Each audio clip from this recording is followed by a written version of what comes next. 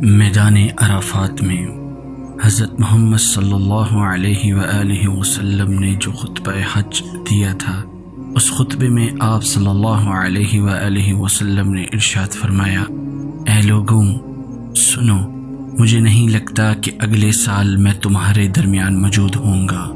میری باتوں کو بہت غور سے سنو اور ان کو ان لوگوں تک پہنچاؤ جو یہاں نہیں پہنچ سکے۔ اے لوگوں، جس طرح یہ آج کا دن، یہ مہینہ اور یہ جگہ عزت اور حرمت والے ہیں، بالکل اسی طرح دوسرے مسلمانوں کی زندگی عزت اور مال حرمت والے ہیں۔ لوگوں کے مال اور امانتیں ان کو واپس کرو، کسی کو تنگ نہ کرو، کسی کا نقصان نہ کرو، تاکہ تم بھی محفوظ رہو۔ یاد رکھو، تم نے اللہ سے ملنا ہے اور اللہ تم سے تمہارے اعمال کی بابت سوال کرے گا۔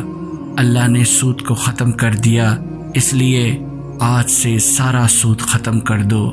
تم عورتوں پر حق رکھتے ہو اور وہ تم پر حق رکھتی ہیں۔ جب وہ اپنے حقوق پورے کر رہی ہیں، تم ان کی ساری ذمہ داریاں پوری کرو۔ عورتوں کے بارے میں نرمی کا رویہ قائم رکھو، کیونکہ وہ تمہاری شراکت دار اور بے لوث خدمت گزار رہتی ہیں۔ کبھی زنا کے قریب بھی مت جانا۔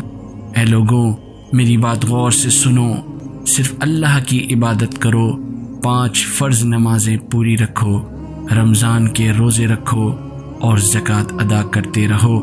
اگر استطاعت ہو تو حج کرو۔ زبان کی بنیاد پر، رنگ و نسل کی بنیاد پر تعصب میں مت پڑ جانا۔ کالے کو گورے پر اور گورے کو کالے پر، عربی کو عجمی پر اور عجمی کو عربی پر کوئی فوقیت حاصل نہیں۔ ہر مسلمان دوسرے مسلمان کا بھائی ہے۔ تم سب اللہ کی نظر میں برابر ہو، برتری صرف تقوی کی وجہ سے ہے۔ یاد رکھو، تمہیں ایک دن اللہ کے سامنے اپنے اعمال کا جواب دہی کے لیے حاضر ہونا ہے۔ خبردار رہو، میرے بعد گمراہ نہ ہو جانا۔ یاد رکھنا، میرے بعد کوئی نبی نہیں آنے والا، نہ کوئی نیا دین لایا جائے گا۔ میری بات اچھی طرح سے سمجھ لو، میں تمہارے لیے 2 چیزیں چھوڑ کے جا رہا ہوں، قرآن اور میری سنت۔ اگر تم نے ان کی پیروی کی تو کبھی گمراہ نہیں ہوگے۔ سنو، تم لوگ جو موجود ہو، اس بات کو اگلے لوگوں تک پہنچانا اور وہ پھر اگلے لوگوں کو پہنچائیں، اور یہ ممکن ہے کہ بعد والے میری بات کو پہلے والوں سے زیادہ بہتر سمجھ اور عمل کر سکیں۔ پھر آسمان کی طرف چہرہ اٹھایا اور کہا، اے اللہ، گواہ رہنا، میں نے تیرا پیغام تیرے لوگوں تک پہنچا دیا۔ اللہ تعالی ہمیں ان لوگوں میں شامل کرے جو اس پیغام کو سنیں، پڑھیں اور اس پر عمل کرنے والے بنے اور اس کو آگے پھیلانے والے بنے۔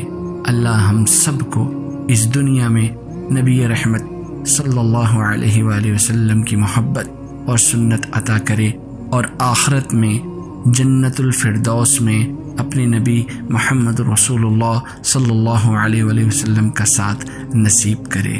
آمین۔